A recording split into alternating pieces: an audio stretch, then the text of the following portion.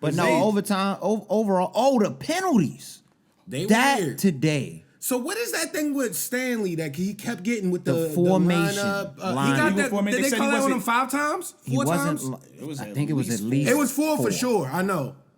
But it might have been one more in the 4th. And it's so confusing because it was only him that got the call. Because at first we was like, oh, they not calling on them at all. But I'm like, yo, nobody on either team. Yeah. Not even on the radio. It wasn't like it was the other guy tagging. And then I think Bateman got one too, but he just wasn't lined up. But was it because his left foot was back so far, or his head? He wasn't close enough to the line of scrimmage? Or? He was a little bit further back. Yeah, on the guard. I think he was supposed to be like almost lined up. Oh, okay. Yes, I think that's what it is. That's what it is. Hit us in the comments. So why wasn't he? But we don't know. We don't know. Coaching.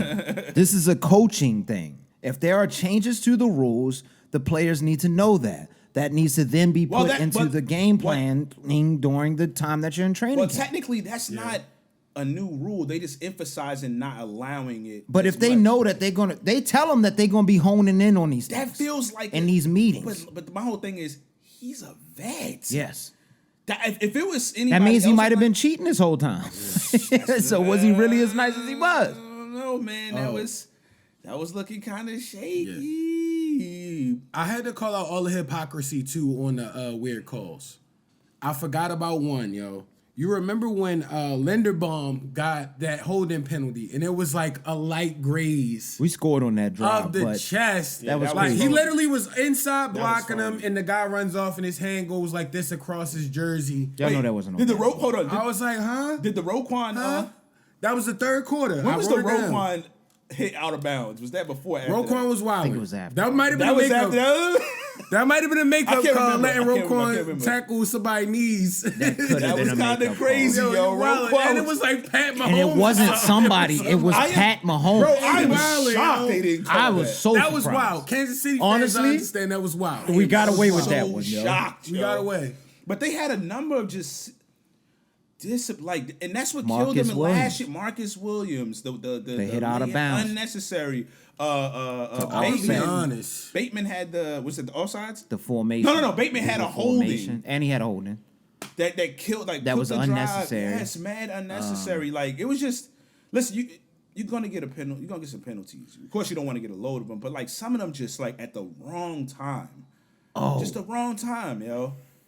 Other thing that really bothered me: the loss of timeouts early in the third quarter. Like, yo, that's like normal coaching stuff you gotta really focus on, bro. How do you That's let like that normal NFL coaching stuff, especially against a good team that y'all know y'all both got each other's number. That's unacceptable. And you want to know why it's so unacceptable? Because it always, especially in tight and weird games and tough opponents, comes down to the end. Always does. And what happened if they would have had? Listen, if because we had 2 of those timeouts, yes, because they only used one of the 3 to stop them on the KC's last drive, and it was around 2 minutes or whatever they had.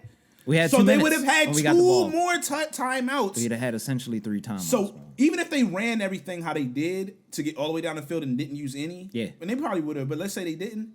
When it was 20 seconds and under there, whatever it was, they could have took more of their time. Yep. Lamar still got to be composed and make a couple of those throws and not put Likely in a weird position as well with that one throw.